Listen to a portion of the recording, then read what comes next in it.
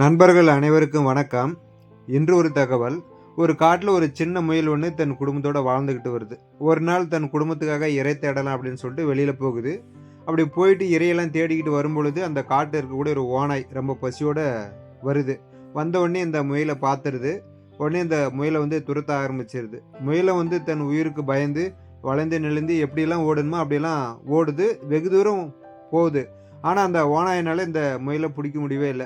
அப்போ அந்த ஓநாய் சொல்லுது, முயலை ஒரு நிமிடம் நில்லு, நான் உன்னை சாப்பிட மாட்டேன் அப்படின்னு சொல்லுது. முயலும் அதை கேட்டு நிற்கிது.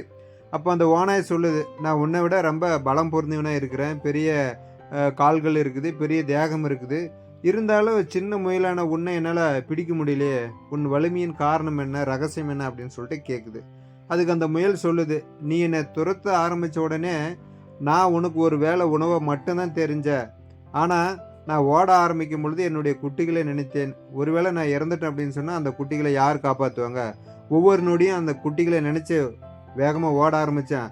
அதனால தான் என்னை உன்னால் பிடிக்க முடியல. ஸோ என்னுடைய குழந்தைகளுக்கு முன்னாடி என்னுடைய பலமானது உன்னுடைய பலத்தை விட பெருசு அப்படின்னு சொல்லுது. உடனே இந்த ஓநாயும் தன்னுடைய தோல்வியை ஒப்புக்கொண்டது. இதன் மூலிமா நம்ம தெரிஞ்சுக்க வேண்டியது என்னென்னா, நம்மளில் பல பேர் ஒரு கம்பெனியில் வேலைக்கு போகிறோம் அப்படின்னா அங்கே டெய்லி நமக்கு ஏற்படக்கூடிய ஒரு திட்டாக இருக்கட்டும் அல்லது ஒரு அசிங்கமாகட்டும், அதெல்லாம் பொருட்படுத்தாமல் நம்ம தொடர்ந்து அந்த கம்பெனியில் வேலை செய்கிறோம் அப்படின்னா அதுக்கு காரணம் நமக்கு பின்னாடி இருக்கக்கூடிய நம்மளுடைய குடும்பம் தான். அடுத்ததாக மைவி த்ரெட்ஸில் பெருசாக அப்டேட் எதுவும் கிடைக்கல இந்த நிமிஷம் வரைக்கும். இருந்தாலும் ஒரு சில நபர்கள் தீபாவளிக்கு எதாவது எம்டி பேசுவார், எதாவது பணம் கிடைக்குமா அப்படின்னு சொல்லிட்டு கேட்குறாங்க. வாய்ப்பே இல்லை. ஏன்னா இன்னைக்கு வரைக்கும் அப்டேட்டு வரல. வந்திருந்தால் கூட ஏதாச்சும் ஒன்று பண்ணுவாங்க செய்வாங்க அப்படின்னு நினைக்கலாம். பட்டு எந்த சைடும் இருந்து எந்த ஒரு தகவலும் கிடைக்கல. அதனால் தீபாவளிக்கெல்லாம் கம்பெனி வர்றதுக்கும் பணம் கொடுக்கறதுக்கு உண்டான வாய்ப்புகள் 100% இல்லை. அடுத்ததாக எம்டி அவர்கள் பேசுவாரா மாட்டாரா அப்படின்ற ஒரு தகவல் ஒரு மிகப்பெரிய சர்ச்சையாக போயிட்டுருக்குது நிறையா உறுப்பினர்களுக்கு இடையில். இத்தனை நபர்கள் பல யூடியூப்பில் பல விஷயங்கள் சொல்கிறாங்க செய்கிறாங்க. ஸோ மைவி த்ரெட்ஸை நம்பி பல லட்சம் மக்கள் பர்ச்சேஸ் பண்ணியிருக்கிறாங்க.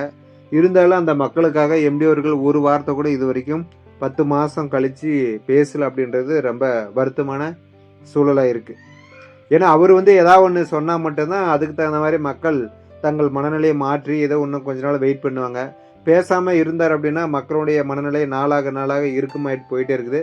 கடைசியில் ஒரு வழியாக அவங்களே ஒரு முடிவு எடுத்து ஏதாவது ஒன்று பேச ஆரம்பிச்சிருவாங்க. அது தேவையில்லாத இஷ்யூஸ் எல்லாம் கிரியேட் பண்ணும் அப்படின்ற மாதிரி நிறைய நபர்கள் சொல்கிறாங்க.